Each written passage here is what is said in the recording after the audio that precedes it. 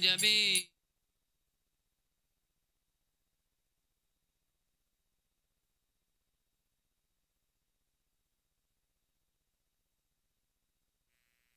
Pijana Girivadadhadi Gopijana Balabha Girivadadhadi Gopijana Balabha Girivadadhadi Yasodanandana Brajachanaranjana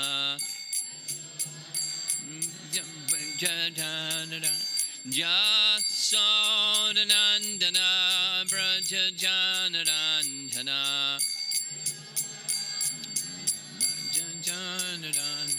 Jamunatira Vanachadi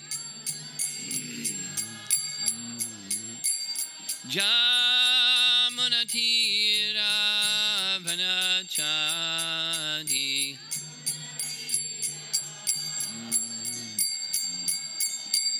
Jaya Radha Madhava Kunjabihadi Kunjabi Jaya Radha Madhava Kunjabihadi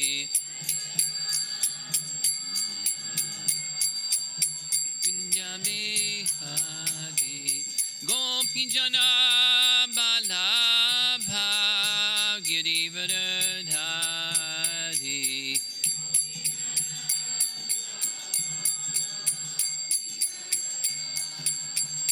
Gopijana Balabha Girivadadhadi Girivadadhadi Jasodanandana Brajachanaranjana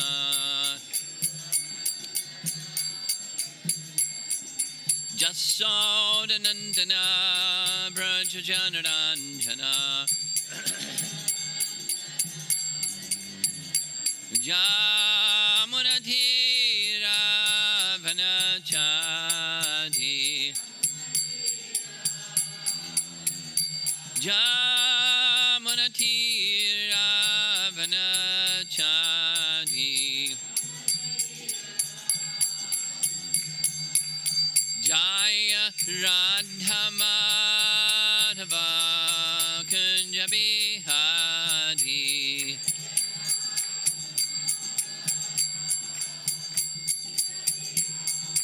Jaya Radha Madhava Kunjabihadi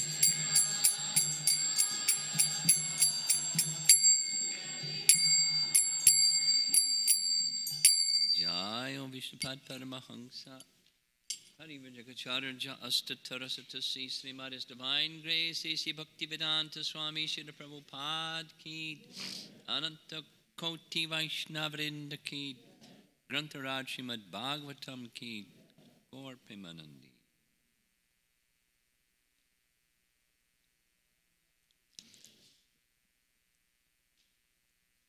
Virabhadra?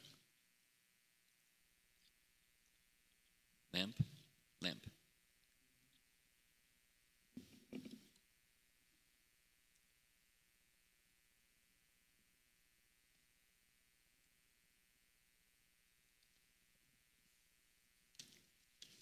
This morning we'll be discussing verses 15 through 19.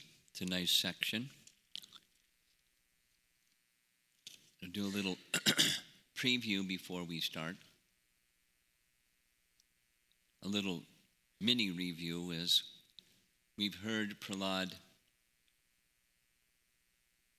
express humility and express his profound faith in the bhakti process. He explained how the bhakti process brings an unqualified person to the position of being qualified, mainly by removal of ignorance.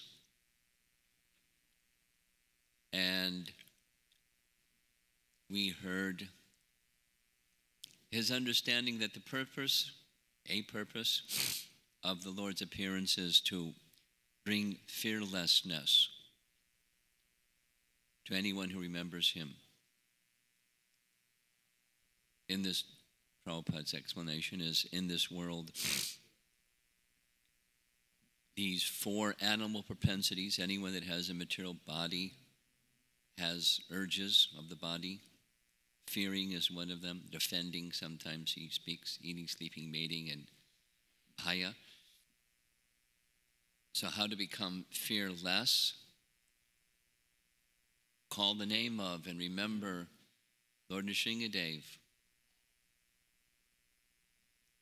One of the remedies that's for coming to fearlessness. And we heard these nice verses from 11th Canto Bhagavatam, how that fearlessness, absolute fearlessness, can be achieved. Doing what we're doing right now. Of course, it's qualitative, but hearing and chanting the glories of the personality of Godhead, 11th Canto speaks like that. And then the obstacle to overcome is absorption, abhinivesh, absorption in things that appear to be, due to the influence of Maya, things appear to be separate from Krishna. And when things appear to be separate from Krishna and you're in Maya, what do? You try to be the enjoyer of those things. And so the remedy is becoming absorbed in Krishna, which is the position of Prahlada. He's in transcendence.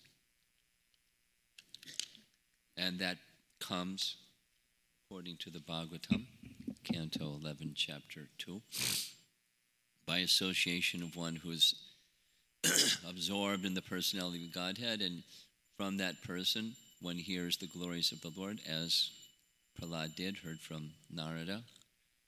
And then, through the mercy of Narada, he got the mercy of Lord Nrsingadev. And so this is all review. We've heard that Prahlada, the very first session, Prahlada had received Brahmagyan, meaning knowledge of transcendence. He was absorbed. We heard when the hand of Lord Nrsingadev was touched upon his head, he achieved that place beyond liberation. Liberation meaning no material affinity. What would that be like? In the world, but no affinity for it. And beyond that, Swarupena Vyavasati, engaged in his activities, in his spiritual identity, although he was operating with a material body, the Prahlad Maharaj body, a little boy.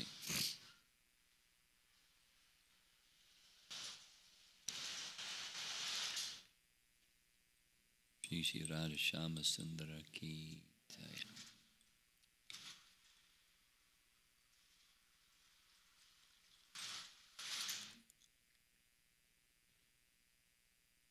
So as we hear, and in the review even of these, or preview of these prayers, 15 through 19, let us remember that he's beyond liberation. He's perfectly situated in transcendence, in perfect knowledge, in perfect devotion, squeaky clean, no touch of any material contamination.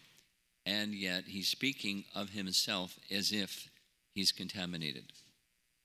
We covered this before, just like the example of Krishna Das Kaviraj saying about himself that he's more sinful than Jaghai and Madhai, Papishta, and lower than a worm in stool. Pretty low. Lower than that. And he's feeling those feelings. So we're getting a picture. If you feel low, sometimes we feel low, you're in good company. And don't expect that when you become high, you're going to feel high. You're going to feel, if you're qualified, you're going to feel feelings like Prahlada's feeling and expressing. So, one of the themes in these verses for this morning is same topic, and he's going into it again, fear and fearlessness. Hey, it's, one of the four. Eating, sleeping, mating, and fearing. So, Prahlada is teaching us how to go to the position of fearlessness, although he's already in the position of fearlessness. He's in this Uttama Adhikari position, teaching us how to get there, as if he's one of us. So we're going to hear, even in Prabhupada's purport, statements that say he's one of us. He realizes he's one of us. It's just his mood. I've taken this position in a family of asuras because of my karma. He didn't have karma, but he's speaking that way. And Prabhupada is writing in that way. Prahlada's taking the position of one of us, is realizing, because of my karma, I've taken this birth in a family of asuras. And I'm looking for a solution. He's already there. There's no karma involved in his life. So bear that in mind as we're going forward. 15 and 16, we're going to go through these verses, preview, summarize. 15 and 16 Prahlada speaks about his position of fearlessness towards the fearful features of Lord Nrsimhadev, which the demigods and by Leela Shakti, Lakshmi Devi, she feels also fearful. He's not fearful. But then he expresses his fear. And his fear is bad association. He's born in a family of asuras, and that's who he has to deal with. So we may also have such feelings. Maybe not necessarily our family, but the workplace or here and there. We're moving around in a world that's bad association.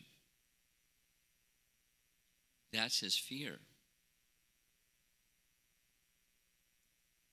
We'll hear some more. This is just preview.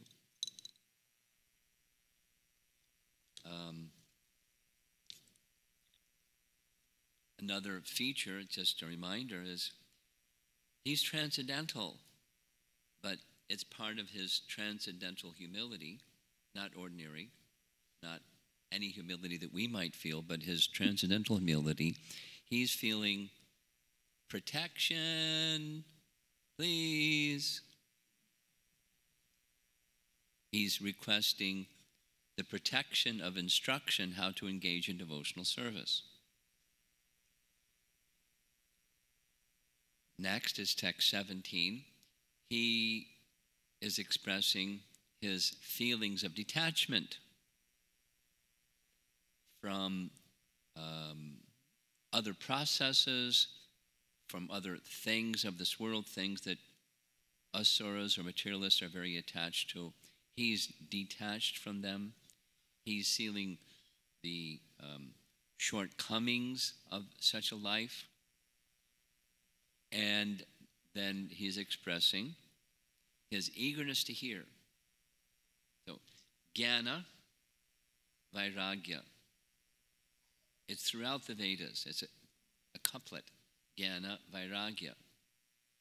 Jnana, knowledge and detachment. It's in Bhagavad Gita. It's in all of the Vedas. So he has Brahma Gyan. He's not going through the same things again and again and again and again like we do. Although we know better, we do it again and again. He knows better, and he's not going to do it again and again. Knowledge and detachment. And in that detachment, knowledge and detachment, he wants the real thing, and he wants the opportunity to hear. Knowledge and detachment helps go beyond detachment into the spiritual reality of our eternal position of service to Krishna. We have a theoretical notion of our eternal position of service to Krishna. So Prahlad's teaching us that knowledge and detachment, when strengthened and really strong, it's impetus to hear. And then following that impetus to hear, the only shelter is devotional service. That's what I want to hear. I don't want to hear other things. This is part of the process of surrender. He's surrendered, but the process of surrender is we want to hear those things that are going to help our Krishna consciousness, our devotion. And we don't want to hear other things. Worldly things. We're not eager to hear those things. We're exposed to those things. We're not eager to hear those things. There's detachment from when Gramya Katha is going on and who done it to whom in the news and in the social circles that we move and yada, yada, yada. There's detachment. There's eagerness to hear about the process of devotional service, which is my real shelter.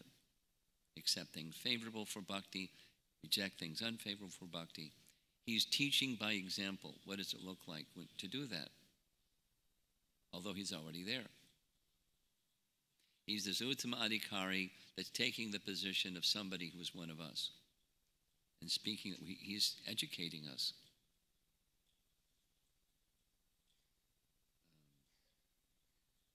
Text 18 goes one step further.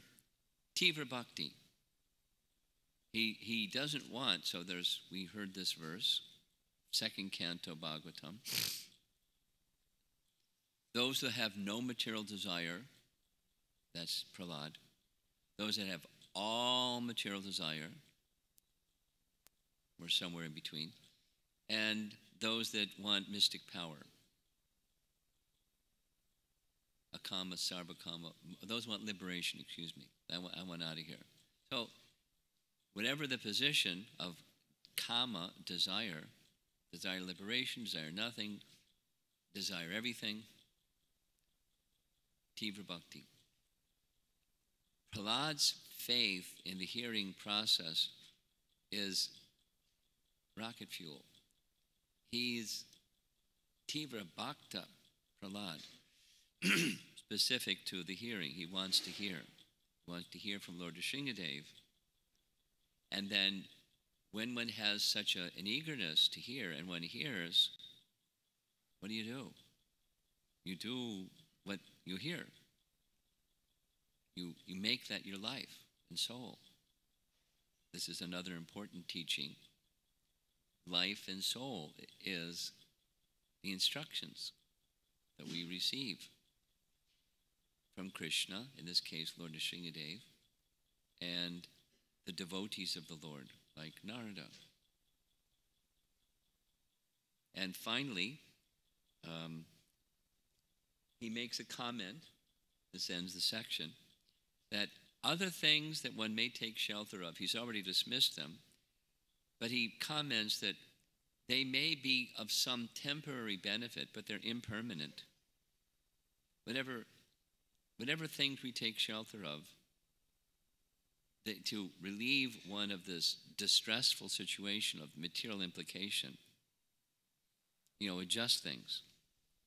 And it may make some temporary, but very, very temporary and very imperfect solution to the material circumstance in which we find ourselves. So it doesn't mean we don't do any of those things. We don't go to doctors, and we don't, whatever it is. We take precaution, and we take assistance of people that have knowledge of worldly things. But our faith isn't there. We do those things, but they're imperfect and impermanent, and faith still remains in the bhakti process. How to live our lives in this complicated world. So through his prayers, he's giving those teachings from the position of an Uttama Adhikari who is speaking as if he's one of us. So it's for our edification. Very nice. Very practical. At least for those who are devotees, practicing devotees.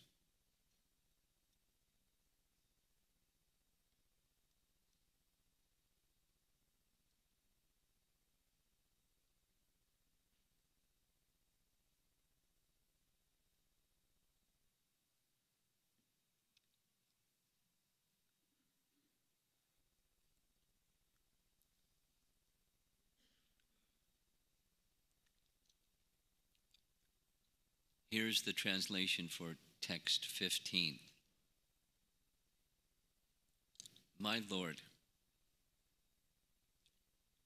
who are never conquered by anyone, the word in the verse is ajita.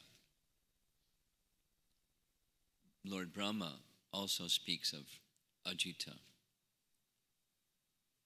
Shukadeva Goswami speaks of ajita when he says, Lord Shukadeva Goswami says that previously I was absorbed in the happiness of Brahman.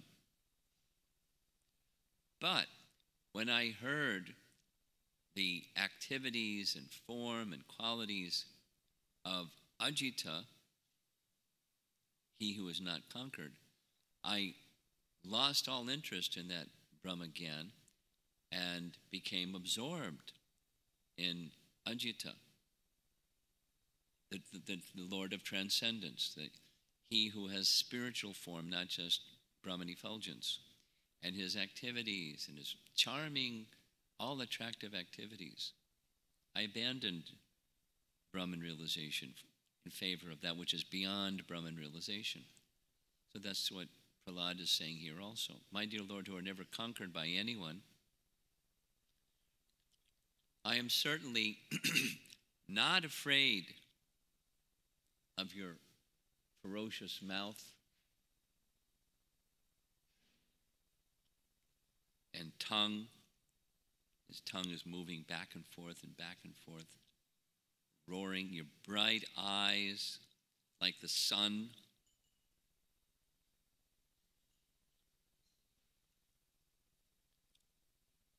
Or your frowning eyebrows. In a moment, we'll have the image back again. Ooh. I do not fear your sharp, pinching teeth. Your garland of intestines. Yuck. Your mane soaked with blood.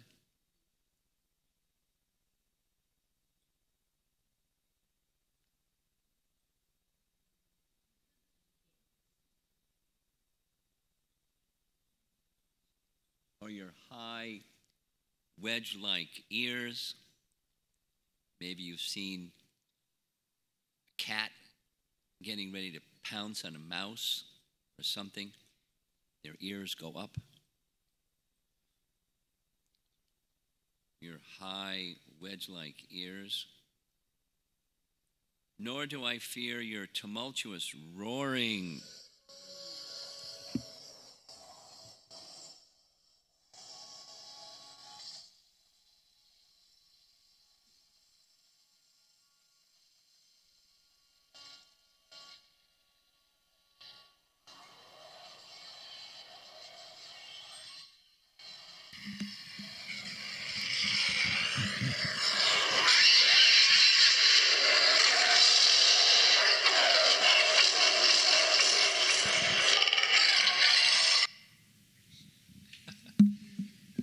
That's recording that temples use when they have the appearance of Lord Nrsingadev, and he comes out of a pillar and he's moving around and chasing Hiranyakashipu, and it just goes on for some time. Good sound effects. Nor do I fear your tumultuous roaring, which makes elephants flee to distant places, or your nails, which are meant to kill your enemies. That's what he's not afraid of. So, Prabhupada explains, a lion is very fearsome for other animals, but its cubs, not at all afraid of the lion. The water of the sea is certainly dreadful for all living entities on the land, but within the sea, even the small fish is not afraid. Why? Because the small fish has taken shelter of the big ocean. It is said that although great elephants are taken away by the flooding waters of the river, the small fish swim opposite the current. So the devotee is in his element when the roaring of Lord Nrsingadev and all these other things. He's unafraid. Press Prahlada. We heard, just to repeat, the others are afraid because it's induced by the Supreme Lord that they are afraid, to enhance the Adbhuta Rasa, this astonishment rasa.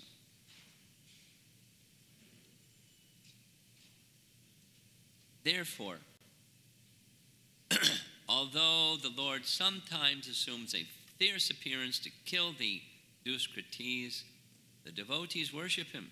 Keshavadrita Nada Hari Rupa Jaya Jagadisha Hare. The devotee always takes pleasure in worshiping the Lord and glorifying the Lord in any form, either pleasing or fierce. That's text 15. So that's what he's not afraid of. Now here's what he's afraid of.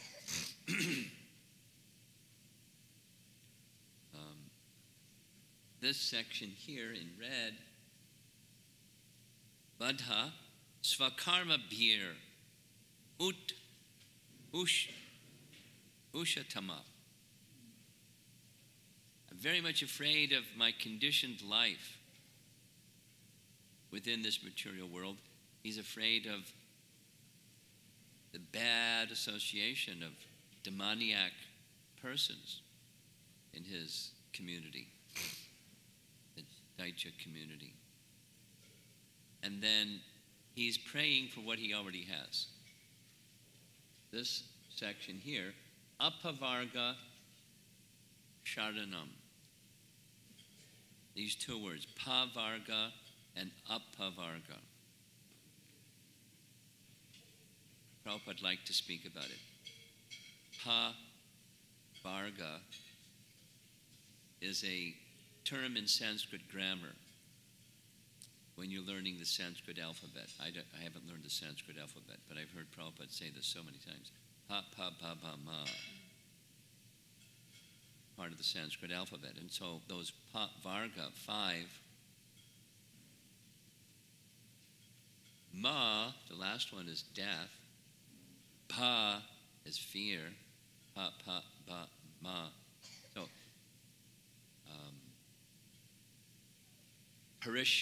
engaging in intense fruitive activities, foaming at the mouth, fear of death, and then death, or fear of the circumstance of life. So, Apavarga is beyond that. And your lotus feet are the sharanam, the shelter that carries one to that position of apavarga. So he's requesting the Supreme Lord to give him shelter of his lotus feet. He's already did it. He's already there. He's got more than there. But he's speaking as if he's not. This is his humility and also his opportunity to instruct us. Oh, most powerful. Remember Sat Aishvarya?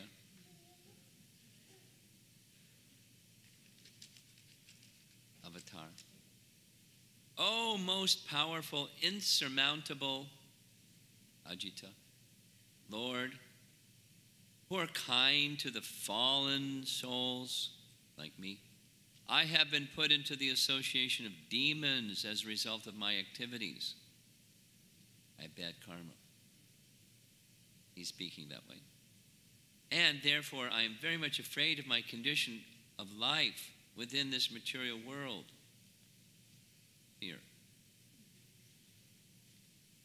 So the request, when will that moment come when you call me to the shelter of your lotus feet? More than called him, he came and gave his lotus feet, but he's speaking in this way, which are the ultimate goal for liberation from conditional life, apavarga. And we heard about this apavarga position. Well, I'll say it again. Liberation is one of the 10 topics of the Bhagavatam, which are described in Canto 2, Chapter 10. They're listed and then they're described. And when Shukadeva Goswami is describing what liberation is according to the Bhagavatam, it's beyond neutrality, it's beyond nirvana, it's beyond material cessation. What's that? Swarupena vyavastati. It's the activities of the living entity with his full spiritual form. That's a teaching of liberation given in the Bhagavatam. Poor followers of Buddhism that rejected the Vedas, they don't even get to hear about it. They only hear about material cessation. What's beyond material sensation, real apavarga sharanam, they don't know. They don't know the sharanam part, and they don't know the apavarga part. They only know neutrality. At best.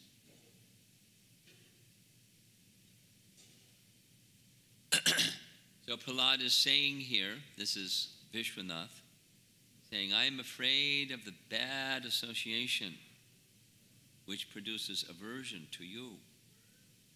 So beware. You may be a very elevated devotee. You may not be a very elevated devotee. In either case, beware of bad association, following the footsteps of Prahlada. And you can't just go into hibernation or become a cloistered person. Like, to say, you go to school, or you go to work, or you go to the marketplace, or you're a sannyasi and you get on an airplane. Somebody was sharing this with me. They recently traveled back from India, and their comment was, I was surprised, because this is somebody that mixes with worldly people because of their profession. You know, what you have to endure when you have these international flights, all kinds of bad stuff. And it's like all around you. So, devotees, it's, one of the worst things about international travel is they've really boosted up the whole thing with movies. And you gotta what do you do? Because everywhere it's movies, and it's all, a lot of it is action movies. And it's just violence and violence and violence and sex and violence and violence and violence. Whew. Contaminating and anyway. Fortunately, the music is, you don't hear the audio part, and the music is Similarly, contaminating and polluting. Anyway, bad association. Everyone. Everyone. So, Prahlada is saying, that's where I'm afraid. Now, why is he afraid? This is a Prabhupada story, probably told 25 times, but it's appropriate for this. Prabhupada taught this to the devotees, that he was praying to Krishna always to protect him from bad association, protect him from Maya. Here's the story.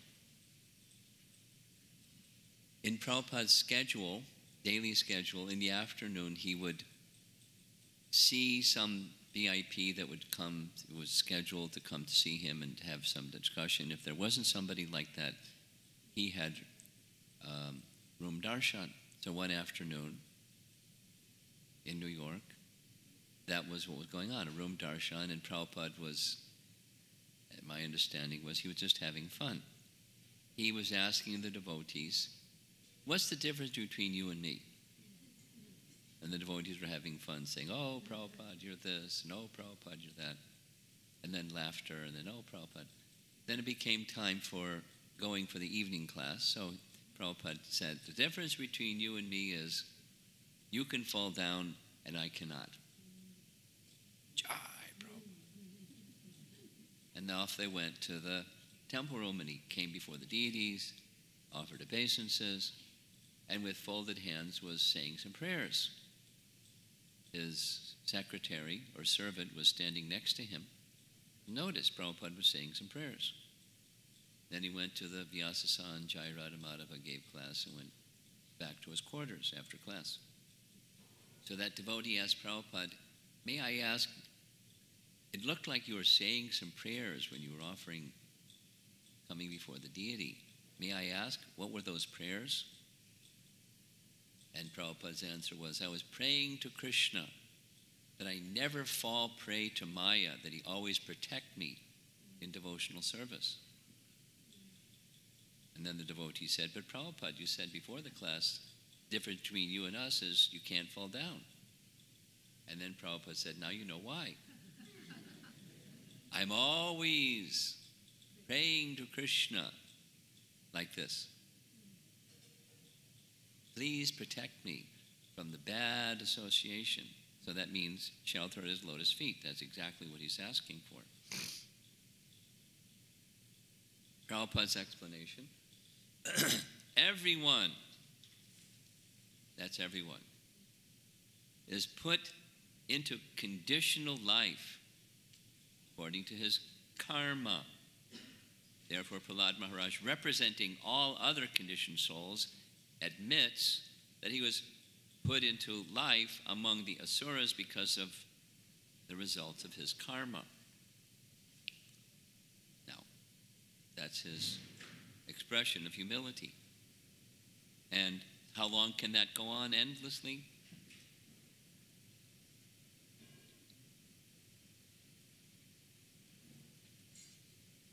The Lord is known as Kripana Vatsala. He's Bhakta Vatsala, but he's also Kripana. There's Brahmana and Kripana, these two terms Prabhupada would say. Brahmana has merit and uses it properly, and a Kripana has merit and uses it wrongly. The Lord is known as Kripana Vatsala because he is extremely kind to the conditioned souls. The Lord is extremely anxious to deliver the conditioned souls, and he goes on. So the image is showing how he makes himself available to others through knowledge. And our founder Acharya and the predecessor Acharyas were very keen on giving this knowledge to the conditioned souls. You know, we call it book distribution. There in the back of the temple was all this pile of books. And we're meant to distribute it.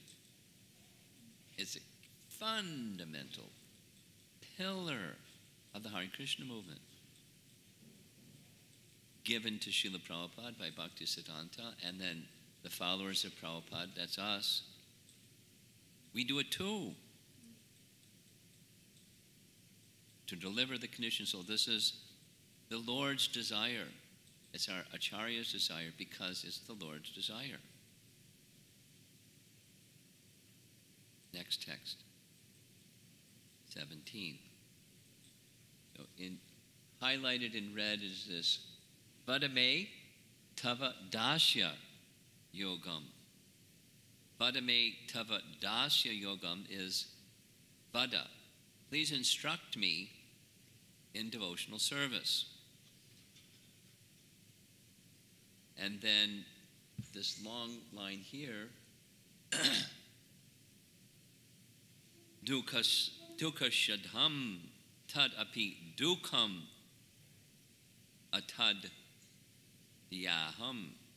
Although there are many remedies, so dukkha, how to get free from miserable life, it brings more misery, and it's more miserable than the miserable life.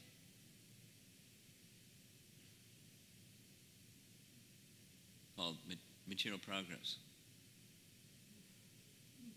Without giving so many examples, exploiting the resources of nature so that we can have more comfortable living, and then suffering because of exploitation of resources of nature.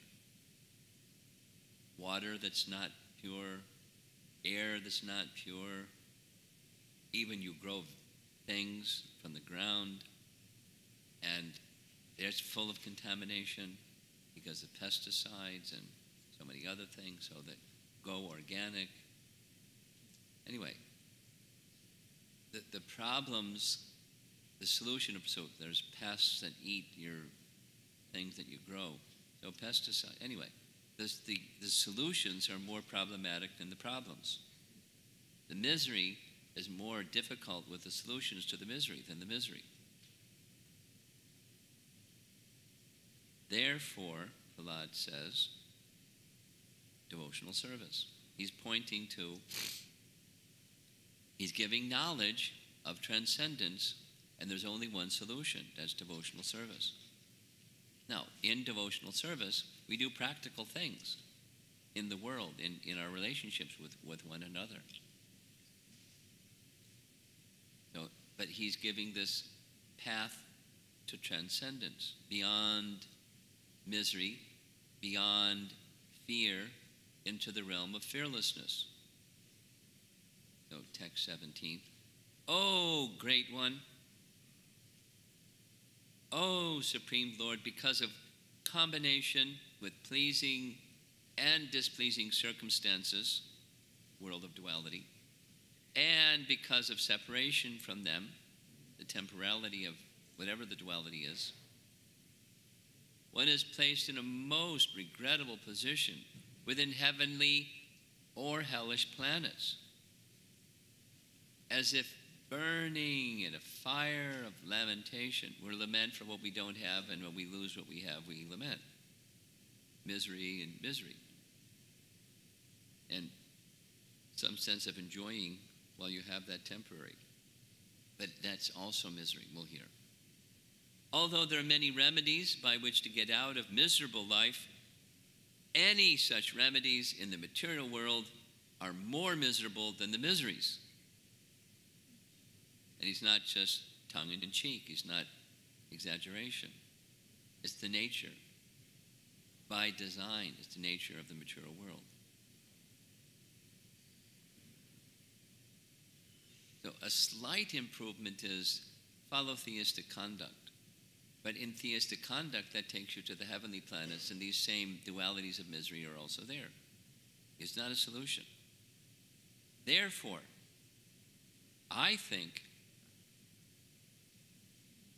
that the only remedy is to engage in your service. We heard it before, he's saying it again, now with clear thinking, compelling knowledge and detachment. Kindly instruct me in such service.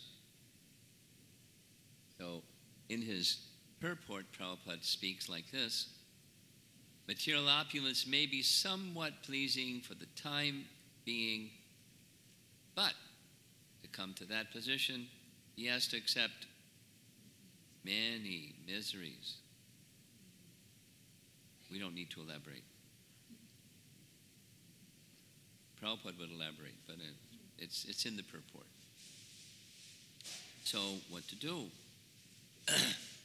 The fact is that material life, whether one is miserable or happy, both conditions are miserable. Someone is declaring, I'm free. America. All created beings are born, created by their Creator with inalienable rights, life, liberty, and the pursuit of happiness. I'm free. Are we free? So if real happiness is wanted, happy, blissful life, one must become Krishna conscious and constantly engage in the transcendental loving service of the Lord. That is the real remedy. And service to the Lord is given by the representative of the Lord, the devotee, pictured here, Srila Prabhupada, giving Krishna's mercy to eager recipients and abundant knowledge. I'm looking at this stack of books in the corner. Abundant knowledge, the ways of devotional service.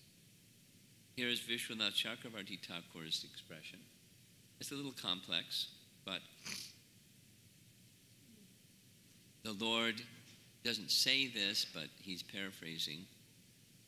Lord Nrsingadev may be saying, what will you do by serving my feet? Please enjoy the happiness from the wealth of the three worlds. Prahlada is going, no. I experienced the fire of lamentation through birth, which is separation and attainment of unwanted and wanted objects in all wombs, even in the body of a king.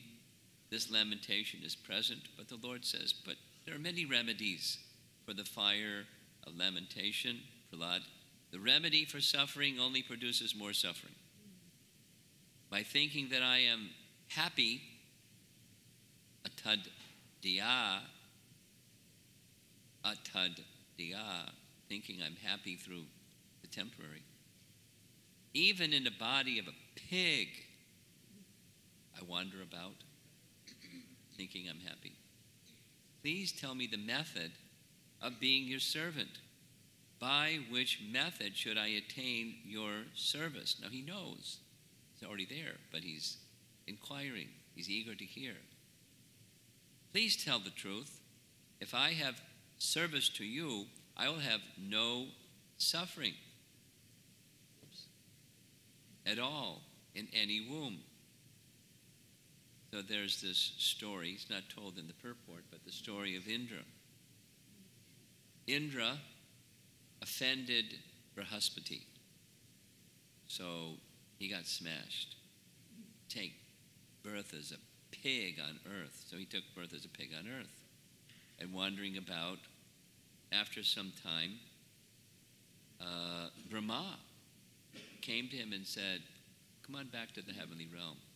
And Indra's reply was, how can I come back to the heavenly realm? I have my piglets and my wife, and I'm enjoying stool.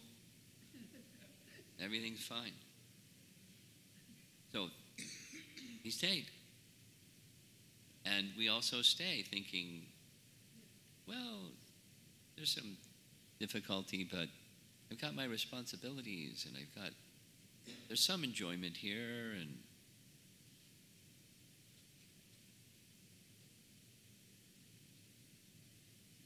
by good fortune, one comes in contact with a devotee who teaches the ways of devotional service, and there is an alternative to the embodiment, the attachment to the embodiment of all the temporary things that bring us misery. And we don't want the misery, we want the attachment to the temporary. So, through the medium of devotional service, Prahlada's teaching, one can go beyond that limitation. Now, two more verses in this section.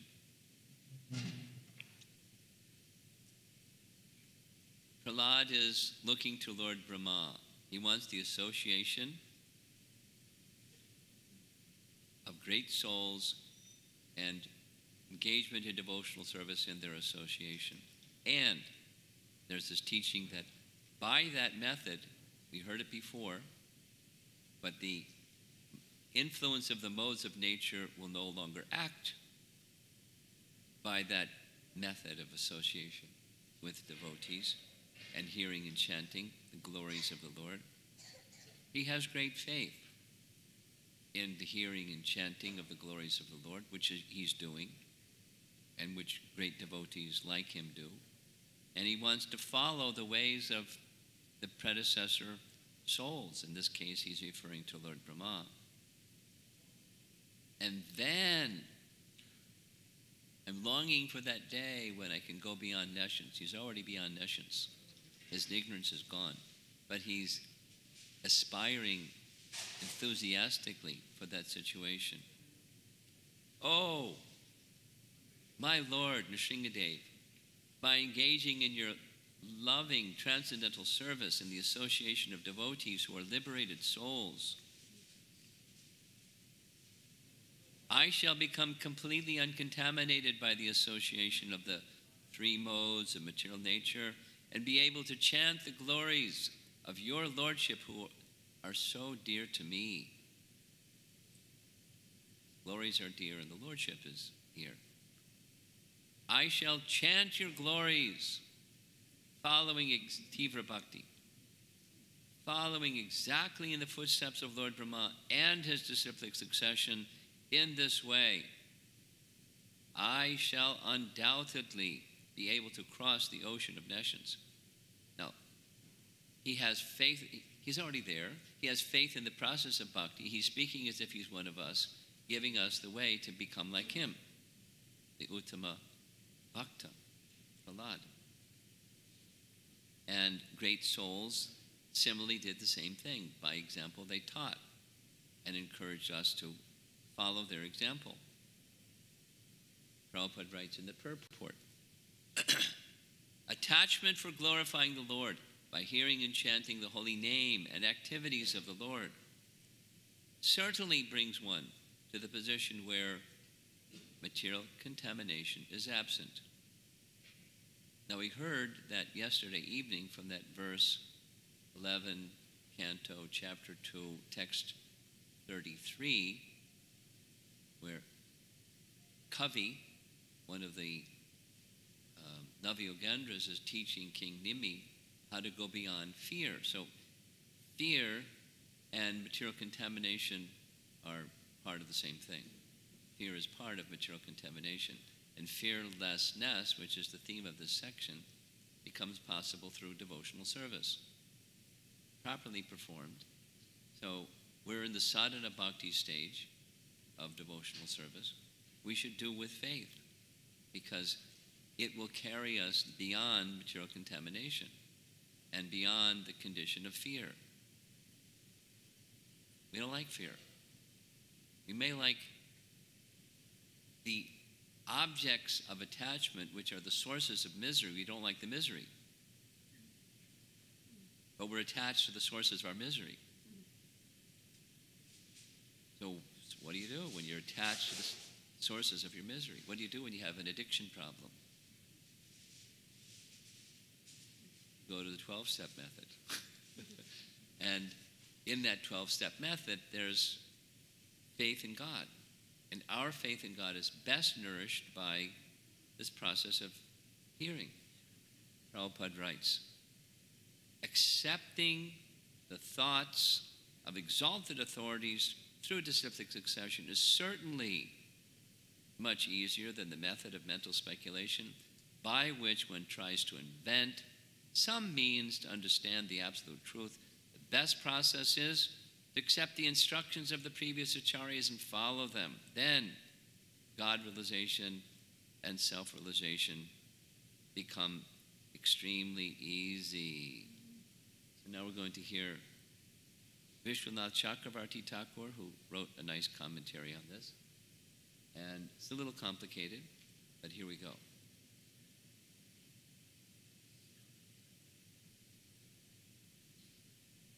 Lord Nrsingadev speaking to Prahlada. Though you attained service to me, still you should seek out some other solution for the miseries of material life. Didn't really encourage him like that, but Prahlada reveals some anger. Why are you speaking like that? Your pure devotee is famous as a servant of Narada. I, Prahlada, do not accept gyan or karma like others. Even in my dreams, chanting your pastimes, I surpass the gunas. I have surpassed the gunas. If I have surpassed the gunas, what's the question of so-called suffering or the solution for suffering? The Lord says, but one sees suffering in devotees also. So you're a devotee and you got to deal with your suffering. So pick up something that's going to do hedging. Don't just put everything in bhakti. Do some things that are going to take care of your suffering in addition to bhakti. Prahlada. I will quickly, completely cross over the pain of separation from you. Attaining direct service to you will not be delayed long because of the mercy from chanting about you. I will associate with your associates whose abodes are the lotuses of your feet, and they will bring me to you. Brahma has also glorified you. Since these topics are authorized by him, there is definite value for anyone in chanting your glory. He has a lot of faith. Tivra Bhakti. You are the master of the devotees, having Madhurya Rasa, Sakya Rasa, and Dasya Rasa like me. Vishwanath is a Rasika Bhakta, so he has to say something that's about Rasa. And the last verse from this section and for this morning, Prahlada prays, my Lord Nrsingadev, O Supreme, because of a bodily conception of life, embodied souls neglected and not cared for by you cannot do anything for their betterment. Whatever remedies they accept, although perhaps temporary beneficial, are certainly impermanent. So now, it's not like a compromise. Well, do something. Temporarily, so it's acknowledging. And people argue this way. I've heard people argue this way. Yeah, but, so temporarily some mitigation, temporary mitigation of the pain of misery of material existence. That is temporary. Whatever betterment may come.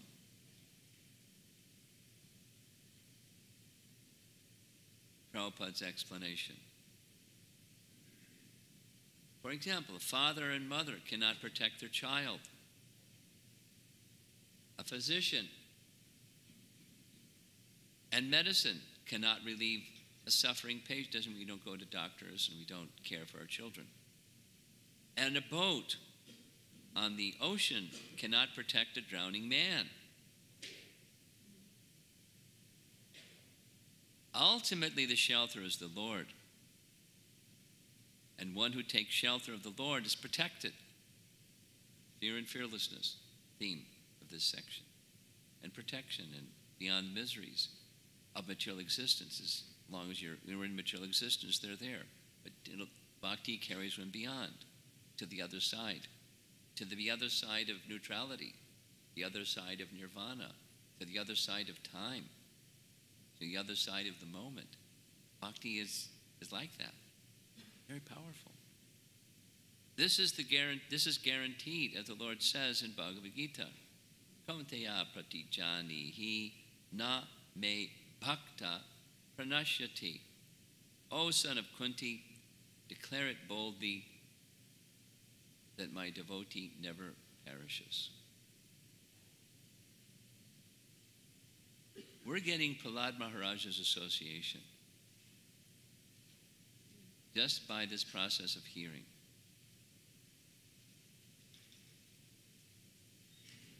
I've heard it, and I've heard Prabhupada speak about it, that some people say, oh,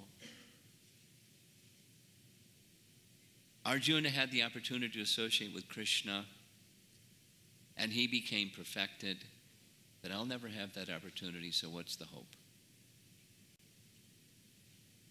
Hopelessness. And Prabhupada, addressing that, said, no, because one who hears from a qualified person, from spiritual master, what Krishna's words are, Krishna is speaking. The devotee says, surrender unto Krishna.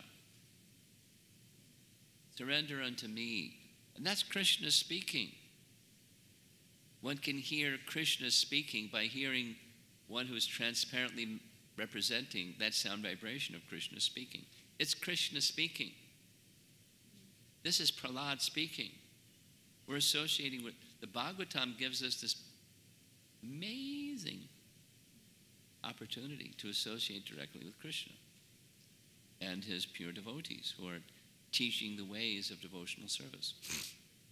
What to speak of the Bhaktivedanta purports, which are taking the commentary of predecessor acharyas and transparently representing them. These books are powerful. Take shelter. Don't wait for those that are Brahminically inclined to read for you, then you hear from them. I mean, you can do that. That's beneficial. Read Prabhupada's books. Everything is there. One can associate with Prahlada, one can associate with Vishwanath Chakravarti Thakur. You've never met Srila Prabhupada, but you can associate with Prabhupada through sound vibration. You can directly associate in that way. In those instructions, one says, well, you need someone to guide you. You need a spiritual master. You need to take initiation from a current link in the disciplic succession. But that's in that sound vibration too. We're members of the International Society for Krishna Consciousness, and we have, all of us, take shelter of our founder Acharya. It's his teachings, and it's his deity worship, and his process of everything that we do. Wearing of tilak, and kuntimala, and everything that we do. It's him. So we hear from him. And one of the most outstanding ways, there's many through recorded lectures, but his books, especially, because when Prabhupada was writing his books, he knew he was arranging that it would be translated in languages all around the world. I forget the current number of how many translations of Bhagavad Gita as it is, close to 100 in different languages in the world and profusely. So he was preaching to the world. So what he may say in a room conversation or a morning walk, even in a lecture, it's his books. The books are the primary source of reference. Very important. Please read Prabhupada's books. Distribute Prabhupada's books, and please read Prabhupada's books. And then, as we're doing now, in the association of others, we're discussing what's in Prabhupada's books, and hearing and chanting, and Tushanti cha ramanti cha. Kantayantas shamam nityam tushanti cha ramanti cha. And the subject matter for katha is that gold standard of how do we properly understand something. It's Srimad Bhagavatam and Prabhupada's purports in Srimad Bhagavatam, following the line of our predecessor acharyas. Okay, so we have some time for some discussion.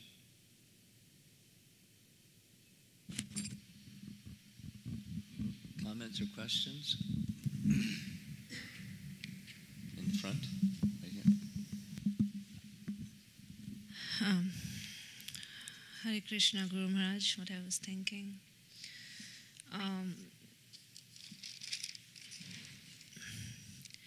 In one of the verse, I think it was 17th, where it says that knowledge and detachment is an impetus to hearing.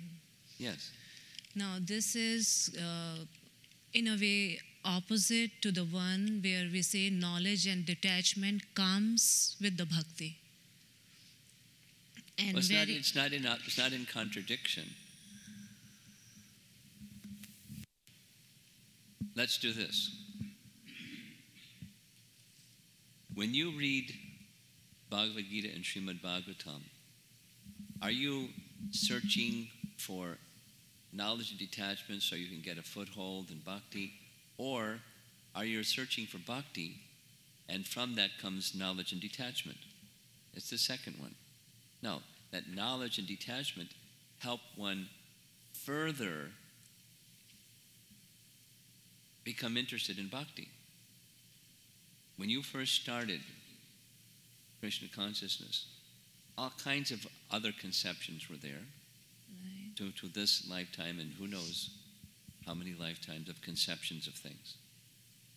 So, because we're followers of Srila Prabhupada, we've heard bhakti, bhakti, bhakti, bhakti, bhakti, from which comes knowledge and detachment, which gives impetus to go further and hear further and more deeply and with greater clarity. That's not a contradiction. You know, apparently the question is, which comes first, the chicken or the egg? Yeah. Does knowledge and detachment come first, and then bhakti, or bhakti and then knowledge and detachment? Bhakti. If you're associated with Rupa Goswami's followers, bhakti. And from that comes knowledge and detachment, which gives further impetus for hearing. Hear more intently and attentively and deeply. And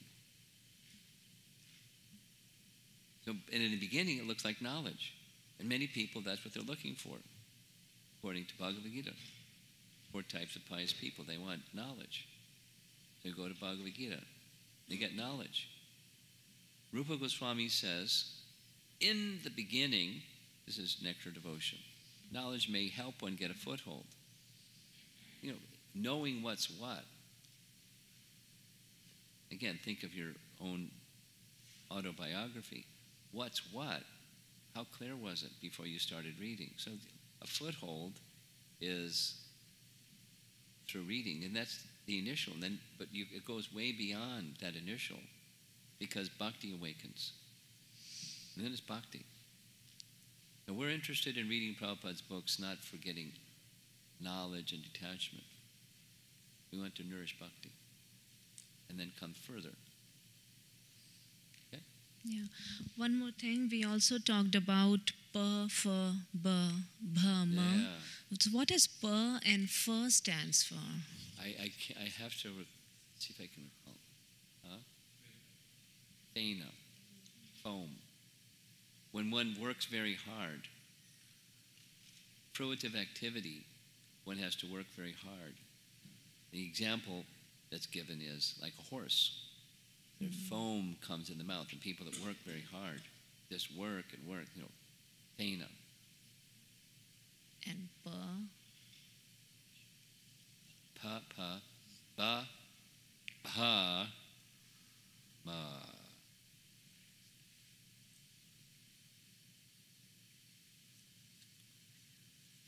Bha is baya. Yeah. Someone remember ba? Huh? No, I got bha and ma. B-H-A, bhaya. Yeah, the first then, one. Bondage, banda. Like being in jail. Through that fruitive activity, we're bound by the reactions of our fruitive activity. Okay. Bondage, banda. That's my memory anyways. Okay. The PowerPoint presentation shows there's this guy behind bars, looking very afraid.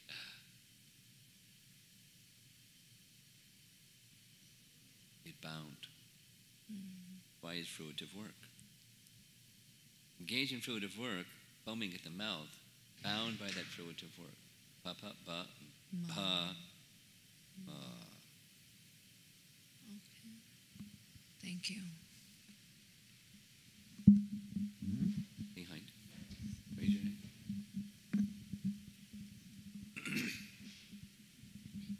Thank you.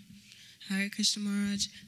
You were talking about Prahlada having fear of bad association, being his family. So, like, say in the workplace, for instance, what do you do about the bad association? About the like bad how? association? No. I mean, sorry. What can we do to? I don't know. Like, you're in a bad place and you have to be there. So, what do you do to, like, not?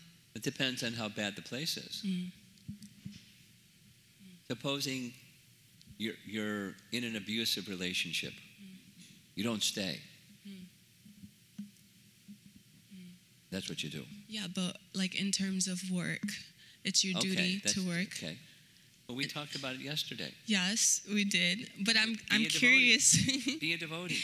Yeah. And in incremental ways, you come. You don't like startle everybody, but be who you are, and in incremental ways help them become accepting of who you are.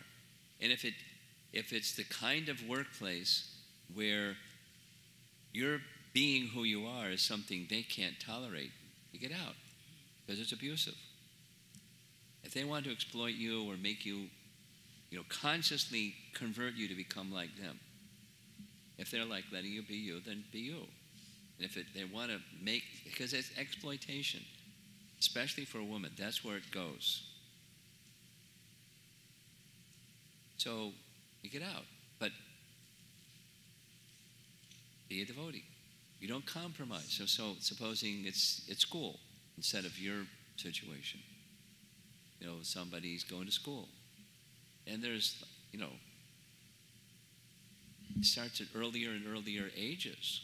But many I'm thinking of many devotees that when they graduated from school, they went off to college and they saw stuff and were exposed to stuff that was horrific, because many places entering freshmen have to live in dorms. There isn't an option, and the dorm life is. So what do? Be a devotee. And supposing people say, "Oh, we shun you because you have values that are different than our values. What's wrong with, etc." Peer pressure kind of things. Be a devotee. And if it's just, threatening and bullying and toxic like that, you get out. Depends. Thank you. Circumstance. In the back.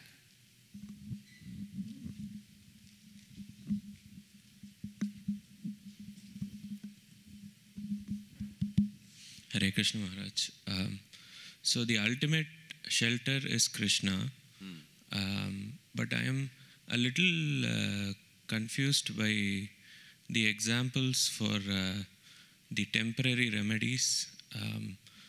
For example, if one finds himself drowning in the ocean and there is a boat,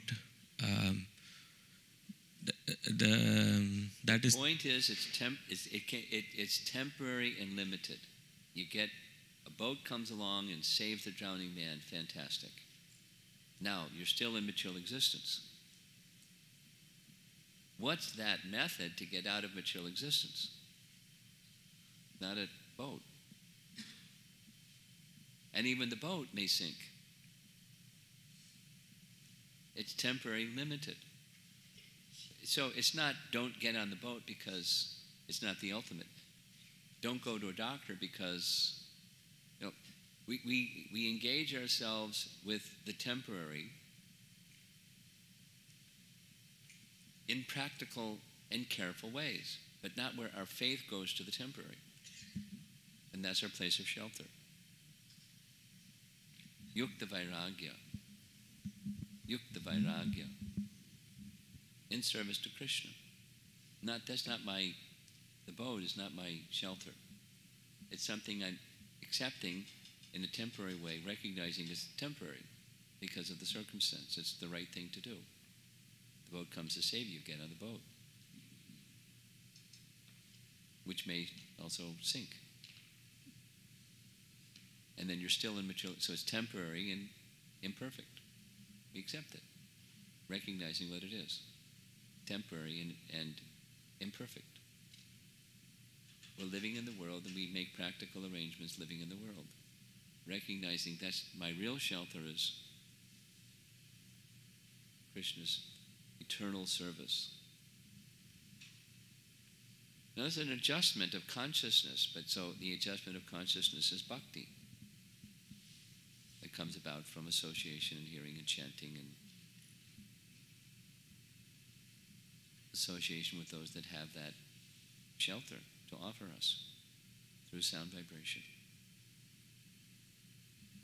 Like Prahlada. Yes, over here.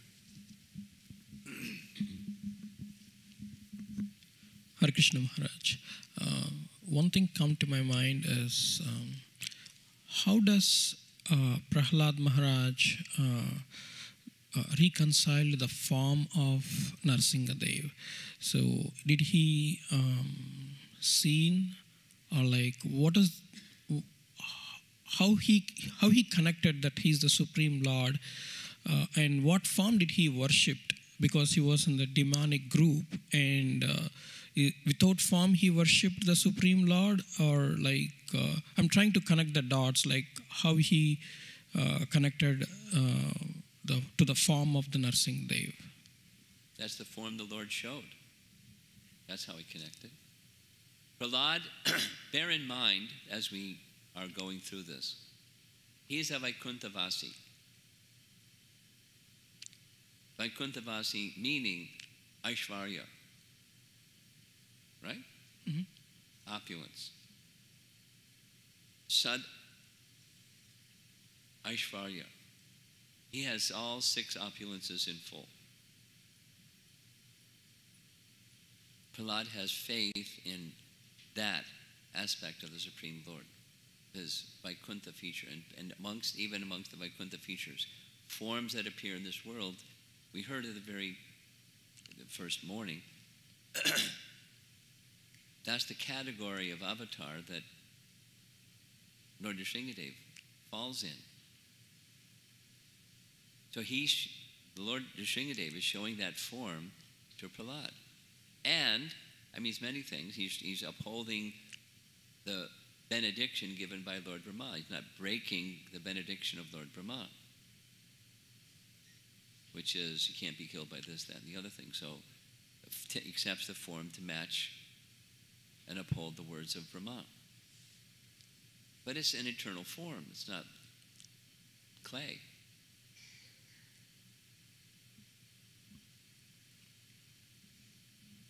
And that's the form that Prahlada worships, just like Ram is the form that Hanuman worships eternally.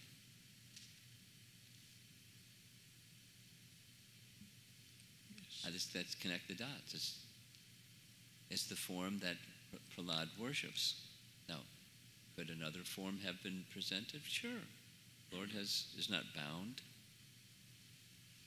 But he showed that form, worshipable form. And our understanding, because we're Krishna Bhaktas, is that form of Nrsingadev is a feature of Krishna. And Krishna is the source of everything in all forms. Ramadi Murshishu Kala Niyamena Tishtan Nanavataram is one of Krishna's forms. We're not confused by that. Our shelter goes to Krishna, even we're hearing the glories of Lord Nrsingadev. Does that help? Yes, Maharaj. Okay. Thank you.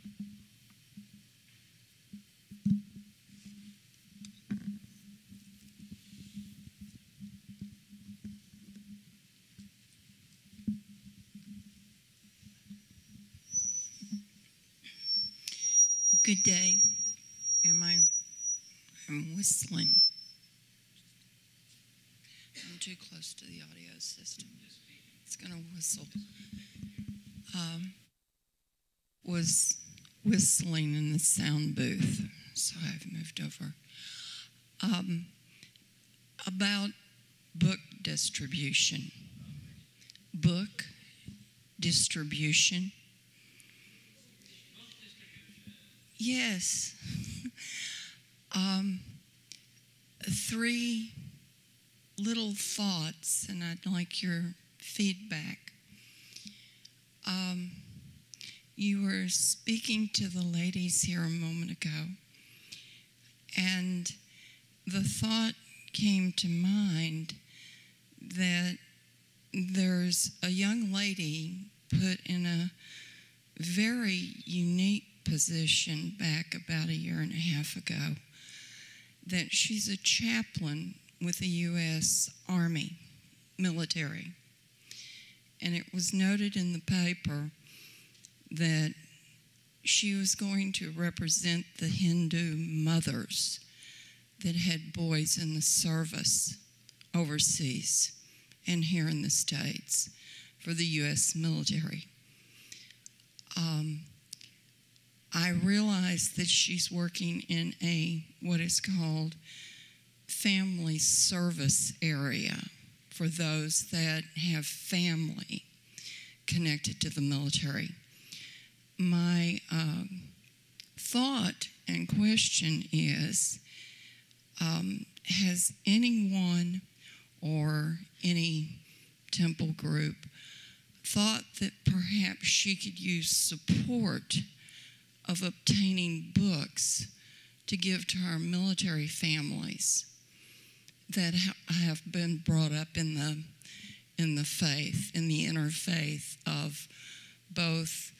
She represents, I believe, the Reformed Presbyterians as a female minister, but due to her Hindu upbringing, she has been allowed to be a Hindu chaplain within the military, representing the families of the military.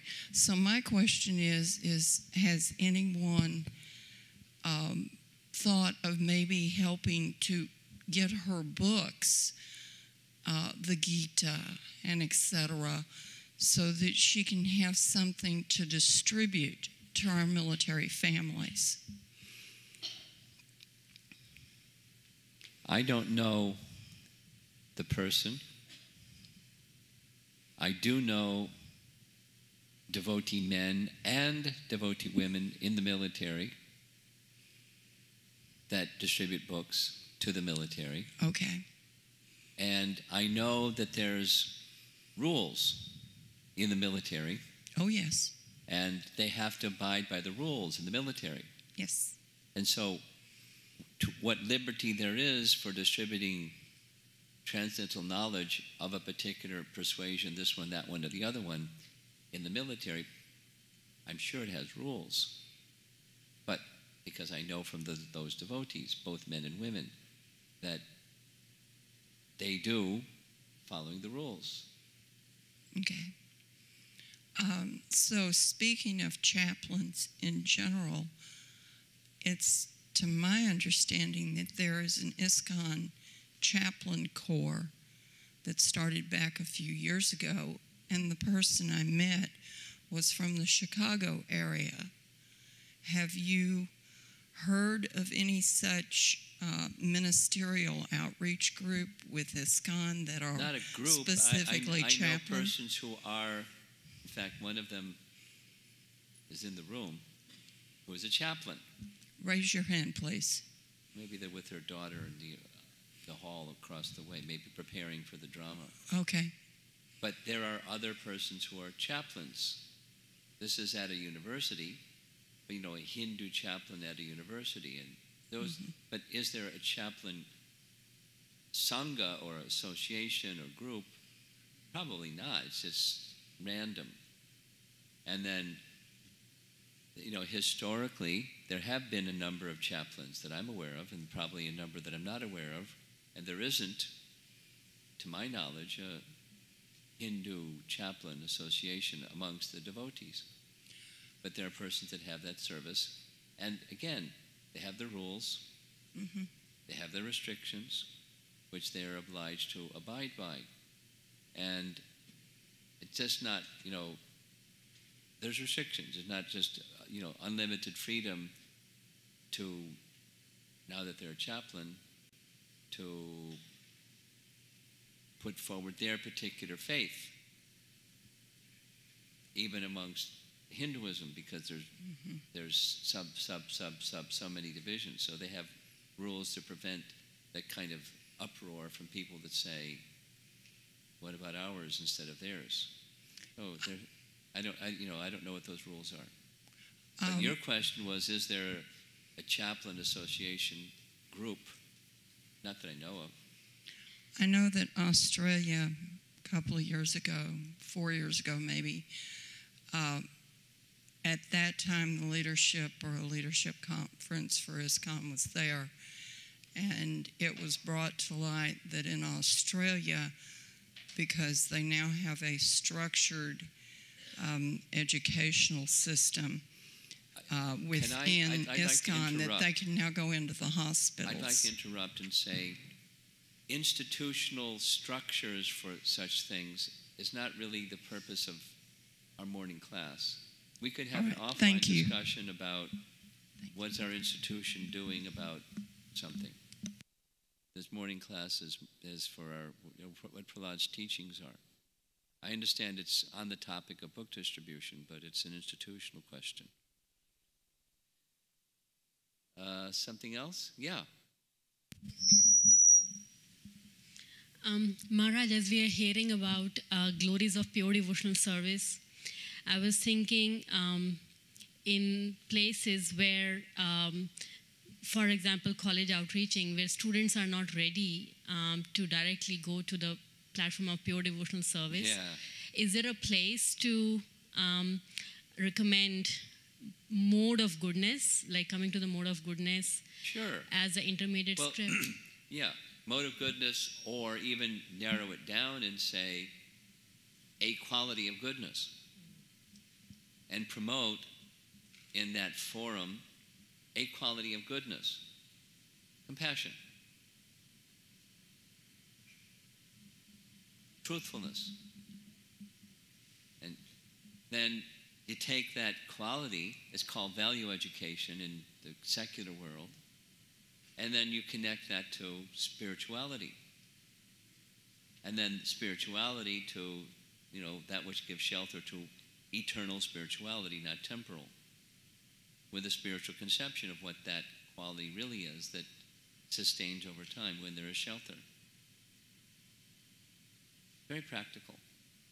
It's not only in the medium of college, it's in the medium of yoga outreach, because there's some allergy to God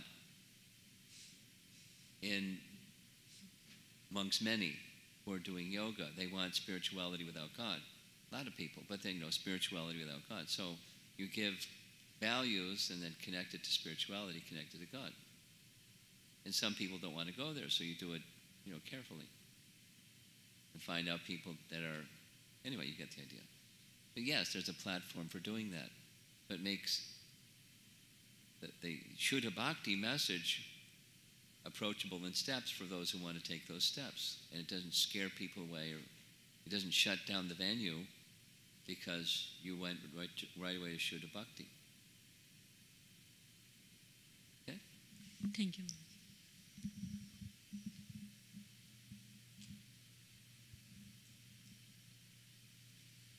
Okay. One question here, and then I think it's breakfast time. Raise your hand again. Hare Krishna Maharaj. Prahlada Maharaj is encouraging us to take full shelter of Krishna. And we also hear that we shouldn't imitate. We also hear what? That we should not imitate. We should not imitate, yes. Or the phrase that we're not there yet. Okay. And so my question is, how can we tell if we're being realistic when we're not constantly engaging in devotional service, or when we're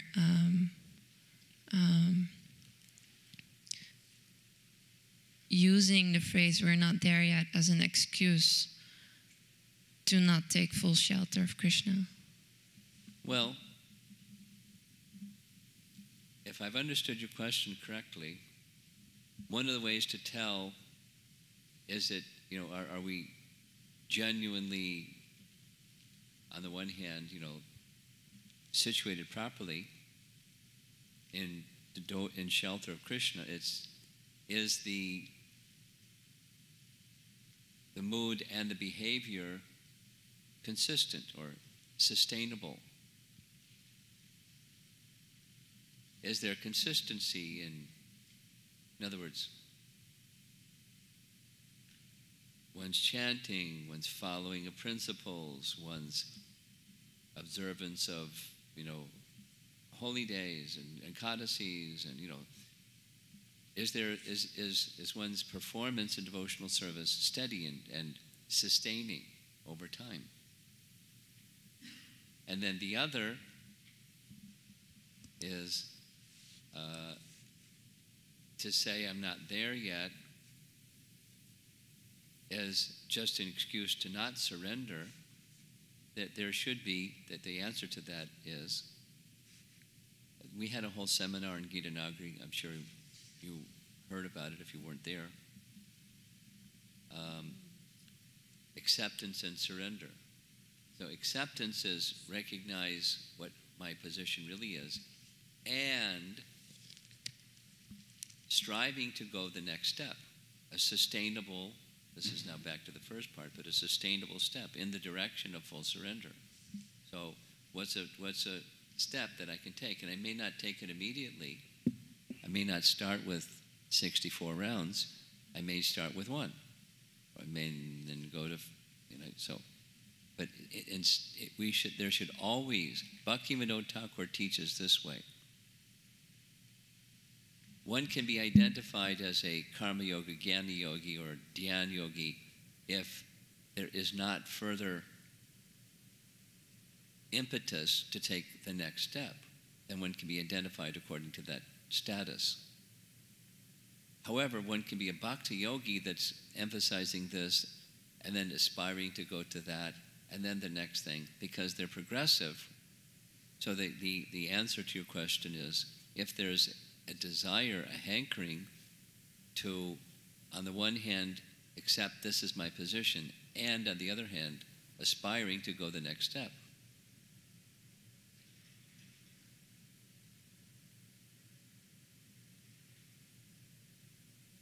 I'm sustaining according to where I am, and I aspire to go to the next step. And I'm openly and eagerly considering what's the next step. Not artificially jumping, but eagerly and consistently, as steady as the performance is, eagerly and consistently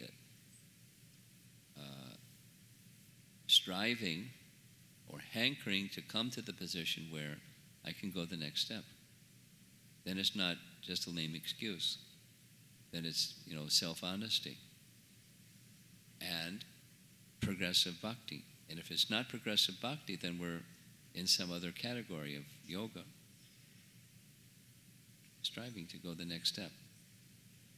Incrementally, but striving to go the next step. Srila Prabhupada ki, Prahlada Maharaj ki, Gaur Pimanand.